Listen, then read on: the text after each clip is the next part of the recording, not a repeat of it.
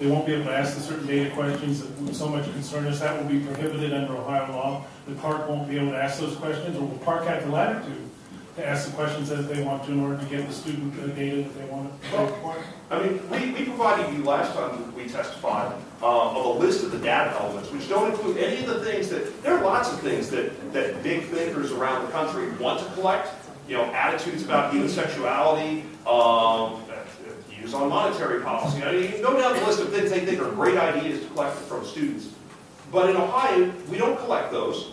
I don't intend to encourage the Department of Education to start. And you would have to change our laws to actually even permit us to collect some of this data. So my position is, we're not going to collect it. And if the standard is that they say we have to have it, our answer is, we're walking away.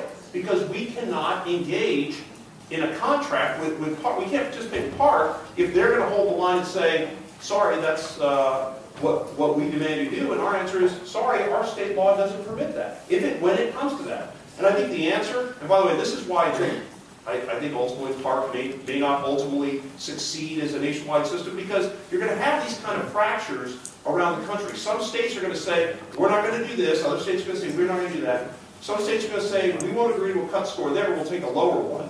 And a remarkable thing happens with nonprofits when you have entities not willing to participate anymore, and suddenly they're not getting the funding necessary to keep the shop open. They become much more amenable to changing their practices. So if we say, I'm sorry, we're not going to participate in PARC, but we're willing to pay you X $100,000 a year for the use of your exams, as opposed to X million dollars to a for-profit testing company, well, then we may do that, and I'd be surprised if they don't come around to our view and let us have that kind of flexibility.